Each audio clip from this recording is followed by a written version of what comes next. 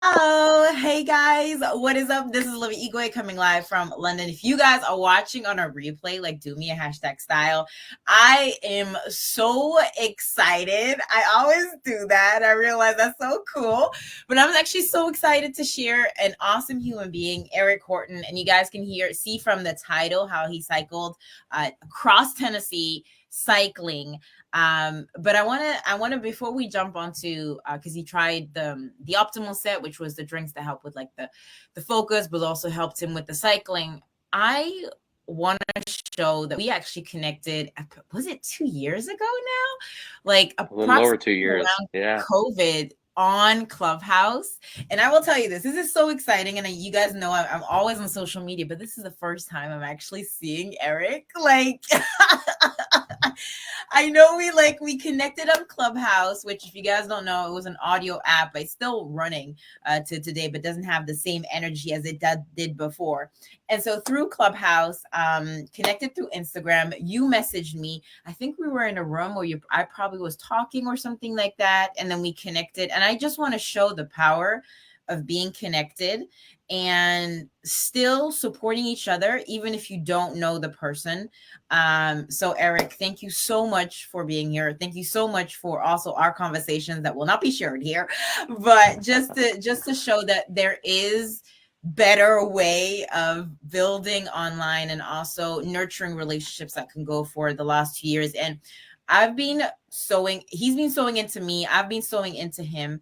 And yeah, Eric, tell us a little bit about what you did, because you cycled from one part of a state to the other. But what I did want to say is like this is not new to you in terms of like your fitness sort of journey. You said earlier on that you were in fitness, you were in the military, you did CrossFit, you did marathon, you loved the whole environment of being together. But this level of cycling all by yourself, even though you had a couple of people, is kind of a stretch. So welcome to It the show. was.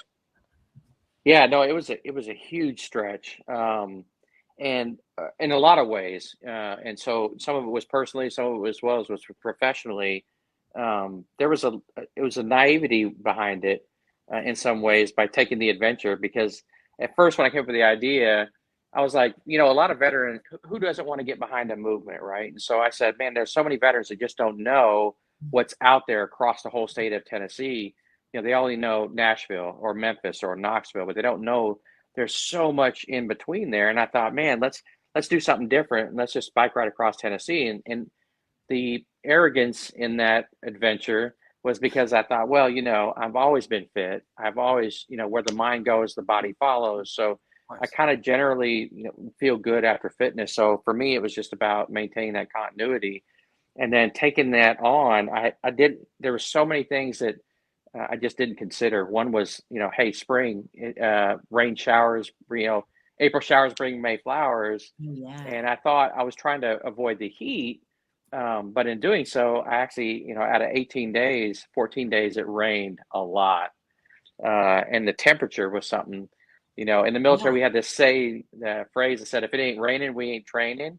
And so it was always the worst weather you'd be outside. So I was like, well, I guess this is really brings home, what we go through. Um, and so, yeah, it was a big challenge for sure, but it was good, and personally, the growth that came from it also was because it was probably one of the most challenging things I've done. Mm, 26 years in the Army, but yeah. physically, this one was the most challenging out of everything I've ever done. And I've done a lot of crazy things, for military service, looking back on it. But this one by far was the hardest challenge I think I'd ever done. Was it because you were alone, or was this because this mission was so big that what made you like? Well, it was the alone actually. Mm, In doing military missions, you always have a group of people that, a team that you can, cheer each other. Hey man, come on, let's go, let's go. It's just a little hill, right? yeah. But I didn't really have that because, I learned, you know, when it's bad weather, people don't like to show up and ride a bicycle, Yeah. in bad weather, and so it really, for me, it was like we don't quit. We just got to keep going on with the Yeah. movement whether nobody shows up or not. Like I still got to follow through with what I'm going to, do. And I remember one of the days it was raining where I couldn't even see like 4 feet in front of me. And I did have a chase vehicle, and so the chase vehicle pulled up next to me. He's like, "Hey, I think we need to go ahead and, you might want to pull over and we can get back in the vehicle. We'll just take you to the next stop." And I said, "Nah," I said, "I'll be okay because I'll know I didn't finish each stop, right?" And so, Mm, but again, you're out there for 5, 6 hours by yourself in the rain. There's yeah. nothing, and I didn't have AirPods because, the weather. So you're in your mind a lot more than I was ever used to ever. Well, I'd never had that opportunity that Yeah. consistently for that amount of days. So that was the personal growth that was like, wow, you can really do this on your own without all these, crutches, so to speak, Mm. team members and things like that. But I think the drive was it's important to finish what I started because the movement was better. But at the same token, you're fighting more of a battle internally, like, man, I'm Mm. the only one out here, right? Yeah, It's like you're the only one on them streets. Like I have to, and it's also the promise to yourself, like yeah, finishing what you said. And I think a lot of people will tend to not finish what they say. But you were on news. You were like you had people backing you up. So it was at the same time you're the journey on alone, but you're not alone at the same time because people are expecting from you. right.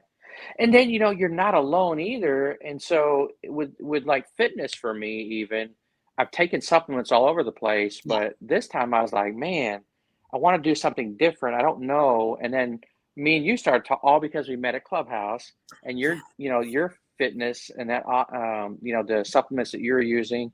And then I was telling you about it and you said, hey, this gentleman rides, in Germany and Europe on bike rides and he takes a supplement. So I was Yeah. like, I trust what she's talking to me Yeah. about. So I was like, so that even, that cultural community piece that we all, the world's not as big as we think it is. It's your tribe can come from anywhere, and then that support with each other, Mhm. you know, all the way across the world, right? We've never met in person, We've but never met in person, and yet you trusted me in just trying like the root chakra drink or the one that I always talk about. Although you did try the ones before, but you said this one you kept it for like your cycling. Like, what did you yeah. feel as you were doing it?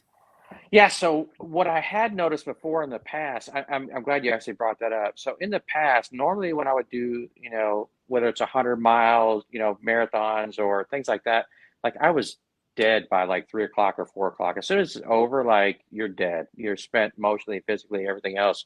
With that, it didn't really happen. Like so and I was asking you, I was like, hey, what about sleep disrupting? Because for me, there's two things I really say is food and sleep are non-negotiable, and it's just it's the way it is and the way your body heals. And so I was worried about it interfering with sleep, Yeah. but at the same token I would be energized and not mentally or physically fatigued from it. And so I was like, wow, I really enjoy this because there was no leftover jitters from most energy drinks. Everybody's pounding energy drinks in a workout, so I didn't have any of that with it. And so I really attributed, the success, even the bike ride, and even the shortness of the recovery for me. I would almost 100% guarantee the only three supplements that I took was those two supplements that you had, and I took Athletic Greens in the morning to start off. But and at the end of it, and that wasn't taking anything else the whole time. Mhm. Um, very clean diet, Yeah. and then my Because recovery. you eat really, really well, and you always, you're always giving me some ideas on, drinking things that you say that are good for your body. And as you say, the non-negotiable on sleeping and eating is so Yeah. important. What was the other one that you were drinking? Was it the power cocktail that you had, or was it the So basic? the power cocktail was what I would take usually right around 11 o'clock, 12 o'clock in the daytime. Yeah. So I would take that with my water bottles at a rest stop, and then do that. So get that consistent energy level across the whole thing. And so at the end of it, I was like, man, I only what would normally take me a week, literally 5 to 7 days, my recovery was only down to 3 days. And I was like, I didn't do anything different other than Mhm. taking those. Yeah. And I didn't drink Gatorade along the route. It was just straight water. So I was like, man, that really makes a massive difference. At least for me, I noticed it. But the other part of it was the sleep. Oh The man, I rest can't right. remember the Rest right. citrus. Yeah. Yeah, Citrus. Yeah. like that didn't impact my sleep. Like it kept me awake, alert. But then when it was time to go to bed, it was time to go to bed. Like it just, There's um, like a cycle? It was, yeah. I mean, it was really awesome. I'm so excited. This is so cool. So what is next for you? Are you going to be doing, because I know you said you actually did a cycling, and it's funny Yeah, because you said you love the fitness and you fell out of it, but then CrossFit fell out of, I mean, you can still go back, don't get me wrong, but you're finding a yeah, new love with cycling. So what's yeah. the next step for you? Yeah, so well, there's a couple things actually. I've already done the first race. So we got done with the cycle across Tennessee April 21st. I relaxed for 3 days, well, really 4 days, and then jumped right back in the mix. But I didn't do any rides until a friend called me like on the 14th of June. It was like, or May, and said, "Hey man, 27th we got a race," and I was like, "Oh man, I haven't even got on a bike for 2 weeks." So we did the race this past Saturday, and then we got one more, a 62 miler coming up on the 11th of June. And I think I'm going to be pretty much consistently following bike rides now. I'll still do an Army, the marathons in October, but I'm probably going to do less marathons just because of the impact.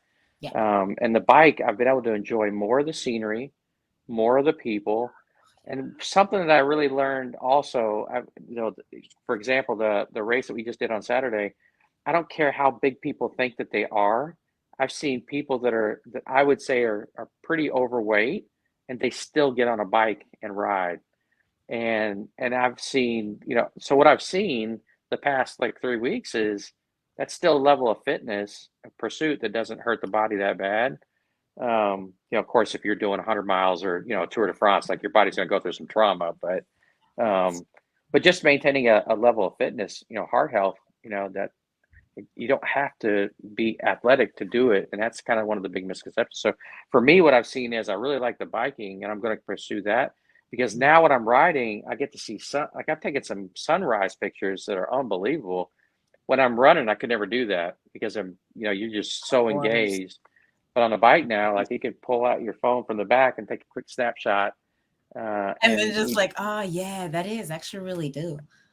yeah, like even this morning, I got up to try to get a ride in before with four of the guys. Well, there's four of us, and the sun's coming up, and the dew is still over all the farm fields, and I'm like, I wouldn't have been able to appreciate that before. Now I get to, and I'm like, I really enjoy this. So You get to see God's creation in all absolutely, shapes and forms. yeah, Oh man, Eric, thank you so much for this. I know we're going to hop on to Instagram and share that, yeah. but yeah, probably I'll leave like your details for people to follow you. So I'm holding you accountable to post a little bit more stories in there. I will, I will, I will. We gotta talk more about that. I need a coach. Yeah, we So do. So we'll talk later on to after this. But thank you so much, Eric. Guys, if you want to follow Eric, absolutely. I'll put his comments below. I'll put his Instagram so you guys can follow his journey and also see his little snippets of him being on TV too. Eric, thank you so much. If any of you guys also want to try that root chakra drink or even the optimal set, either do go it. link to the bio or message me below or in the comments. You guys know where to find me. You can drop me a hashtag chakra. But yeah, thank you so much, Eric. Thank Thank you. you.